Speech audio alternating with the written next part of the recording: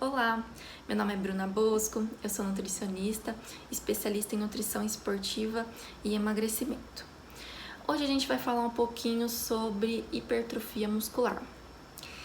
A hipertrofia muscular, ela pode ser dividida em duas fases, a fase de bulking e a fase de cutting. A fase de bulking é a fase de ganho, tá? Então, nessa fase, a sua dieta deve ser hipercalórica. O que seria isso? É uma dieta que a gente deve consumir mais do que a gente necessita, tá? Então, geralmente a gente divide essa dieta em 6 ou até mais refeições e a gente coloca em todas as refeições fontes de proteínas, carboidratos e gorduras boas. A ingestão de carboidratos, ela é muito importante, tanto para a questão da energia que a gente precisa de forma mais rápida, porque quando estamos nessa fase a gente precisa intensificar nosso treino, então a gente precisa desse carboidrato para fornecer essa energia pra gente, e também porque o carboidrato libera um hormônio chamado insulina. A insulina é um hormônio anabólico, ou seja, ela estimula a síntese proteica, mas ela também acaba estimulando o acúmulo de gorduras. Então, é por isso que é importante a gente não abusar e saber a quantidade ideal que devemos consumir. Inclusive, um dos principais erros de quem faz o bulking é sair comendo de tudo que vê pela frente, tá? A gente chama de bulking sujo, que a gente acaba consumindo em grandes quantidades alimentos sem se preocupar com a qualidade desses alimentos. E o preço que você vai pagar por fazer um bulking sujo é o aumento da gordura corporal. E você vai sofrer bastante para eliminar ele depois, tá? Você até consegue eliminar depois na outra fase, mas assim, é um pouco mais difícil. Os objetivos do bulking é aumentar os níveis de massa muscular, ganhando o mínimo de gordura possível. Bom, a fase de cutting. A fase de cutting é a fase de quebra, né? Então a gente vai tentar definir esse ganho que a gente teve no bulking. Então, a gente vai basicamente diminuir a quantidade de carboidratos e gorduras e aumentar a ingestão de proteína.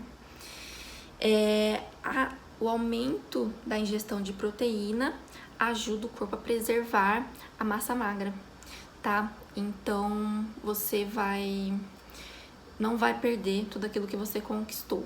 Porém, tem alguns errinhos que o pessoal acaba cometendo, tá? Um deles é diminuir drasticamente o consumo calórico.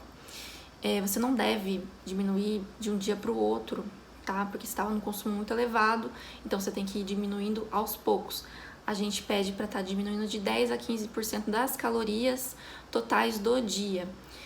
E comer pouco carboidrato também é um erro muito comum. Nessa fase, a gente, como eu já falei, você deve diminuir o consumo, mas se você diminuir demais, você pode ficar cansado, sonolento, o treino pode não render, e o carboidrato também ele ajuda na resposta à insulina, e se você diminuir demais, você não vai ter essa resposta e o ganho de massa magra pode ser prejudicado.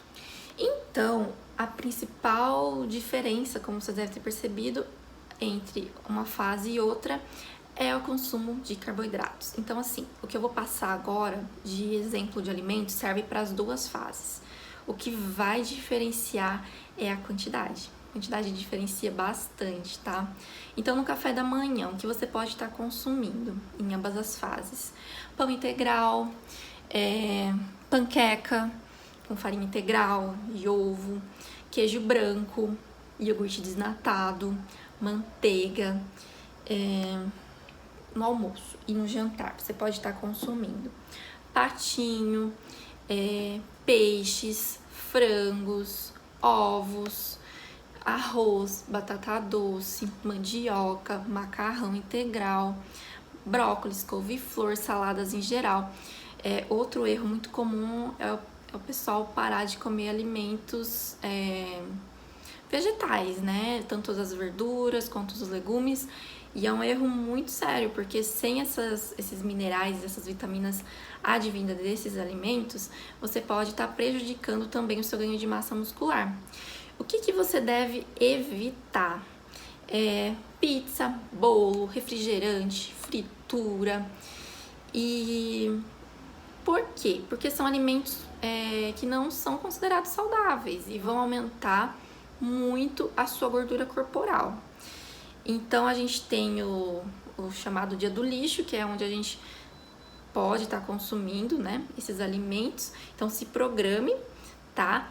Para você consumir esses alimentos num dia específico, tá bom? Então é isso. Essas foram algumas dicas básicas e que espero que ajude vocês nessa fase que vocês estão de hipertrofia muscular.